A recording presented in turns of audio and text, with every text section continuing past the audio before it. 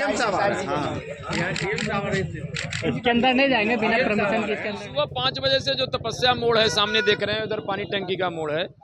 इन दोनों रास्ते से एन कॉलेज के सामने वाले रास्ते सारे बंद रहेंगे। किसी भी प्रकार के वाहनों के आने की अनुमति नहीं होगी।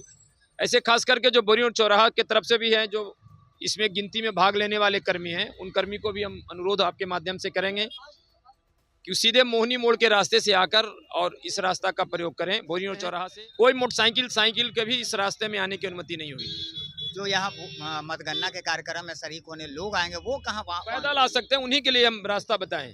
पार्किंग की व्यवस्था अटल पथ पर, सहयोग हॉस्पिटल के पास और पार्क के पास। नमस्कार, न्यूज फाउंडेशन देख रहे हैं आप। मैं हूं अनिल। बिहार विधानसभा के 2 चरणों का चुनाव संपन्न हो चुका है। दरअसल मतदान का ये पूरा कार्यक्रम 2 चरणों में हुआ है, जो कि अगर बात करें तो पटना जिले से शुरू हुआ और वहीं बिहार के कई जिलों में ये शांतिपूर्वक संपन्न करा लिया गया है। वहीं 14 नवंबर को मतगणना के पूरा कार्यक्रम होगा। दरअसल पटना की अगर बात करें तो राजधानी पटना के एएन कॉलेज परिसर में मतगणना का पूरा आयोजन किया जाएगा, जिसके लिए सुरक्षात्मक और यातायात व्यवस्थाएं पूरी कर ली गई। हम सीधे बात करेंगे, यहाँ पे हमारे साथ ट्रैफिक एसपी हैं, उन्हीं से बात करते हैं। ट्रैफिक डीएसपी अनिल कुमार हमारे साथ है और उन्हीं से बात करते हैं कि आखिरकार क्या कुछ पूरा रूट प्लान रहेगा। सर, यहाँ पे ट्रैफिक पूरी व्यवस्थाएं कर ली गई है। 14 तारीख को यहाँ पे मतगणना का कार्यक्रम होगा। सुबह 5 बजे से जो तपस्या मोड़ है सामने देख रहे हैं, उधर पानी टंकी का मोड़ है। इन दोनों रास्ते से एन कॉलेज के सामने वाले रास्ते सारे बंद रहेंगे। किसी भी प्रकार के वाहनों के आने की अनुमति नहीं होगी। ऐसे खास करके जो बोरियों चौराहा के तरफ से भी हैं, जो इसमें गिनती में भाग लेने वाले कर्मी हैं, उन कर्मी को भी हम अनुरोध आपके माध्यम से करेंगे कि सीधे मोहनी मोड़ के रास्ते से आकर और इस रास्ता का प्रयोग करें। बोरियों चौराहा से किसी भी प्रकार के वाहनों को जो इसमें भाग भी मतदान कर्मी लेंगे उसमें नहीं होगा, उनको आने की अनुमति नहीं होगा। अटल पथ पर होगा, पाटलिपुत्रा के पास होगा, सहयोग हॉस्पिटल जो भी है, और यहाँ पर तपस्या के पास जो पार्क के पास है, उन जगहों पर निर्धारित है, बल और पदाधिकारी की प्रतिनियुक्ति की गई है, वहाँ पर पार्क कर सकते हैं। कोई मोटरसाइकिल साइकिल के भी इस रास्ते में आने की अनुमति नहीं होगी। जो यहाँ मतगणना के कार्यक्रम में शरीक होने लोग आएंगे वो कहाँ पैदल आ सकते हैं, उन्हीं के लिए हम रास्ता बताएं।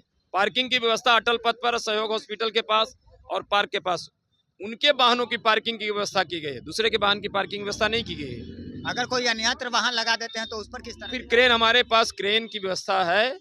हम क्रेन के माध्यम से उनको निर्धारित स्थान पर सम्मान पूर्वक ले जाएंगे। कितने पुलिसकर्मी को तैनात किया गया है? टोटल पदाधिकारी और सिपाही 250 के लगभग हमारे प्रतिनियुक्ति की गई है। आम लोगों से क्या अपील? हम आम लोगों से अपील करेंगे कि जो निर्धारित ही रास्ता है, जहां पर एक कार्यक्रम कल होगा मतगणना का, उस रास्ते का प्रयोग नहीं करें। जो बाकी निर्धारित है, जो डाइवर्जन आपको दिया गया है, अल्टरनेट रास्ता है अटल पथ, पाटलिपुत्रा के पीछे जो बोरियों चौराहा है, उन रास्ते का प्रयोग करें ताकि आपको और प्रशासन को भी किसी तरह का दिक्कत नहीं हो। तो जाहिर सी बात है, आपने सुना डीएसपी अनिल कुमार ने साफ तौर पे ये कह दिया है कि एएन कॉलेज में आने वाले बोरिंग रोड के कई रूटों को बदला गया है। वहीं मतगणना के कार्यक्रम के दौरान यहाँ पे पैदल आवागमन की ही केवल इजाजत दी गई है। ऐसे में वाहनों के प्रवेश पर पूरी तरह से प्रतिबंध लगा दिया गया। अगर कोई इमरजेंसी वाहन है तो केवल वैसे ही वाहनों को यहाँ आने जाने की अनुमति दी जा रही है। वहीं वैकल्पिक रूटों को पकड़कर यहाँ पे स्थानीय लोग जो है वो यहाँ से गुजर सकते हैं। ऐसे में आप साफ तौर पे यातायात व्यवस्थाओं का पूरा व्यवस्था जो है वो सुन रहे थे। कल सुबह 5 बजे से जो एन कॉलेज परिसर में गिनती का कार्यक्रम होगा सभी विधानसभा का, तो जो तपस्या है, ये बोरिंग रोड वाला जो मोड़ तपस्या देख रहे हैं, इधर पानी टंकी का एरिया है, इस दोनों के बीच किसी भी प्रकार के वाहन चलने की अनुमति नहीं होगी। डाइवर्जन प्लान बनाया गया है, इनको पार्किंग की व्यवस्था की गई है। जो जस्ट तपस्या के पीछे वाला जो वहाँ पार्क है, उस रास्ते में कोई भी वाहन जो गिनती में आएंगे कर्मी, उनके वाहन की व्यवस्था की गई है। अटल पथ के रास्ते से भी आ सकते हैं, उसमें भी 1 लेन पार्क कर सकते हैं। जो पाटलिपुत्रा के तरफ से भी जो आएंगे, उनको सहयोग हॉस्पिटल के पास जो स्पेस दिया हुआ है, उसमें अपनी गाड़ी को पार्क करके यहाँ पर गंतव्य स्थल तक आ सकते हैं, उनको कोई दिक्कत नहीं होगी। जो इमरजेंसी वाहन होंगे, एम्बुलेंस है, किसी को डॉक्टर के यहाँ जाना है, चाहे एम्बुलेंस हो, चाहे कोई प्राइवेट उस तरह से गाड़ी है, जो लाचार आदमी है, उनको आने जाने के, डॉक्टर के यहाँ जाने में किसी प्रकार की कोई दिक्कत नहीं होगी। हम लोग उनको पहुँचाने का भी कार्य व्यवस्था करेंगे। पार्किंग कहाँ बनाया गया है? क्योंकि कार्यकर्ता है तो आपको बताए साहब कि आप जो तपस्या के जो पीछे वाला पार्क है वहाँ पर किया गया है। जो अटल पथ है, अटल पथ पर किए हैं हम लोग।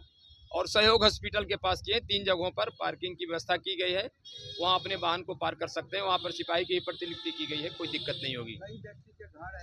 न घर वाले से खास करके हम अनुरोध करेंगे उस समय परहेज करें, बोरिंग रोड चौराहा के पीछे जो गली वाला रास्ता जो है पाटलिपुत्रा के, उस रास्ते का प्रयोग करें, उनको कोई कठिनाई नहीं होगी। आपके माध्यम से मैं दोबारा कहना चाहता हूँ, इस रास्ता का थोड़ा परहेज करें। जो इमरजेंसी वाहन हैं, जो मरीज के हैं, उन वाहनों को छोड़कर बाकी को आने की अनुमति नहीं होगी। लगातार हमारी छोटी बड़ी खबरों से अपडेट रहने के लिए जुड़े रहें न्यूज़ फाउंडेशन के साथ।